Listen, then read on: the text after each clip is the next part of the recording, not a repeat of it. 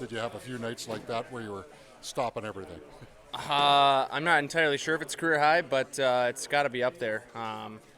It just comes with the game and comes with PK, and sometimes you just got to sacrifice your body. Mere mortals like us think, what's going through your mind when a guy with a great shot like Forsberg is winding up and you're going down to block? Like, is it, please don't let it hurt or break something? Pretty much just pray to God that it hits you, and pray to God that it hits you in a good spot. It doesn't hurt. So pretty much all that's going through your head. And then I guess on a positive, when you go to the bench, you're getting paid off by your teammates. You're getting paid off by the 12,000 or so in the stands. Man, that's got to feel good. Yeah, absolutely. Anytime you do your job and your teammates recognize that, it's definitely brings up your confidence. Seems like Dylan, that's you watch Vegas and the way they played on the way to the Stanley Cup last year. They blocked a ton of shots, right? Like, it's always been part of the game, but do you feel like that's something teams are maybe trying to focus on even more nowadays when you see the success that Golden Knights had? Yeah, absolutely. Block shots is a big part of the game, and you're starting to see more and more teams, especially on the defensive side, start to front those shots. And even though shots are getting past the first layer, they're getting blocked by the second layer, and that's what transitions their offense. Did you ever play goalie as a kid, or in street hockey or knee hockey or anything? I did, yeah. I played goalie a lot as a kid. I loved it, and I tried when I was really young. I was about to make the switch, but my dad said, if you make the switch, you're sticking with it. There's no going back. So I decided not to switch, but I always enjoyed playing. The goal scorers will sometimes watch video or keep track of the other goal scorers, the playmakers, et cetera, et cetera. Guys like Jacob Trouba that are perennial shot blockers. Do you watch video of them to try to get better at your craft, or?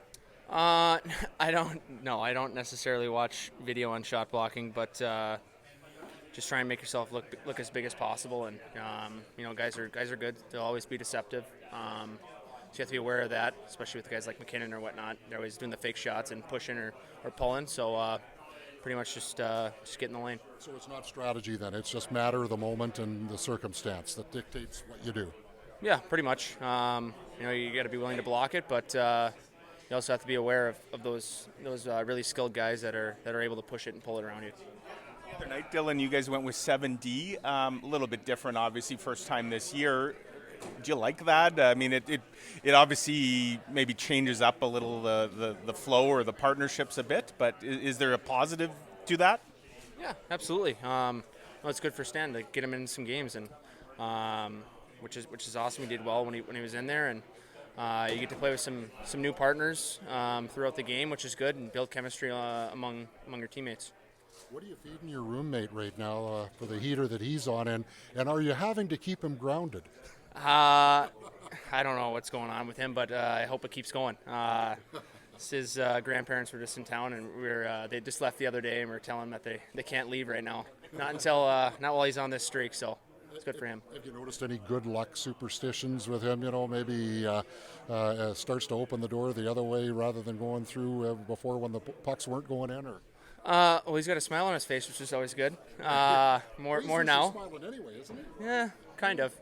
Around the house he is, but no, it's good to see him happy like that, and he's doing well. He's making the right plays, and he's getting rewarded for it. Back to the shot blocking thing, just as a fan, when you were a kid or growing up cheering for teams, are there guys that you looked up to or moments you were like, yes, that block saved this game or anything like that? People I know. Wow. Not that I can pull off the top of my head, but I'd just say watching UMD hockey games and guys like Brody Lamb and a bunch of heavy PKers like that. Just watching them. I guess when I was younger, I didn't really know what I was going to be, what kind of player I was going to be. So kind of hard to base it off that, but yeah. Just one on tomorrow and the weekend with back-to-backs here. You don't often get back-to-back home games. You guys play a lot of them on the road, but and you've had a stretch here now with just one in the last 5 days. So looking at this as a good opportunity to just close the homestand out on a real high.